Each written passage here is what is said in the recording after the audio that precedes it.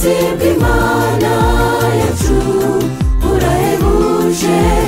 ntawabasha kuburondora buratangaje wabyanga wabyemera niyiturinda twese tuba mu biganza byayo tubiyishimire utwirindire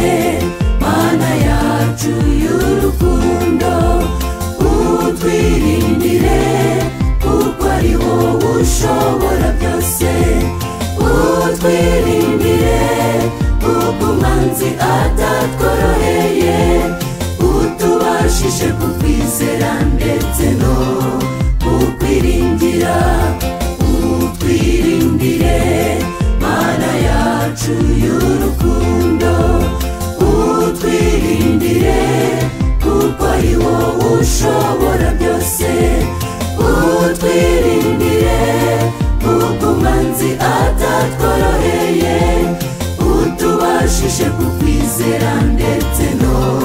kukwiringira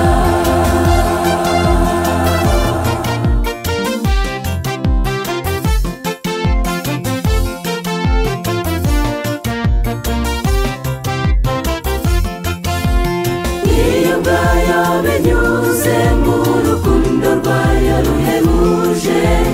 yabonye ko bikwiriye urema umuntu imurema mu ishusho yayo kandi rwose asa nayo nubwo yari bizi neza umwanzi azamushuka utwirindire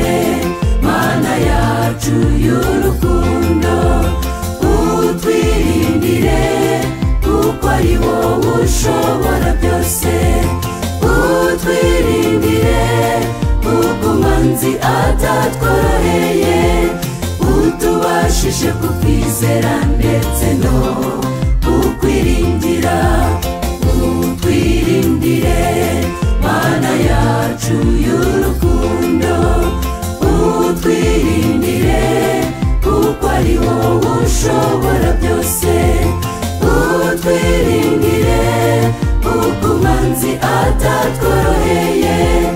utubashishe kukwizera ndetse no kukwiringira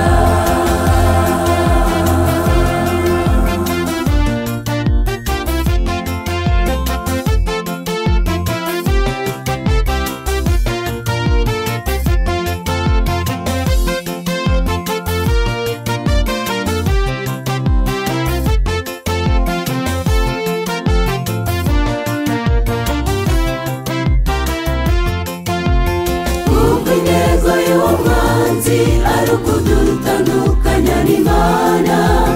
kugira ngo tuzarimburanwe nawe iteka ryose ariko aribeshya dufite ubugingo buhoraho bubonerwa muri Yesu Kristo waducunguye utwirindire Mana yacu y'urukundo utwirindire kuko ari wowe ushobora byose utwirindire kuko umwanzi atatworoheye utubashishe kukwizera ndetse no kukwiringira utwirindire Mana yacu y'urukundo utwirindire kuko ari wowe ushobora byose utwirindire kuko umwanzi atatworoheye utubashishe kukwizera ndetse no kukwiringira utwirindire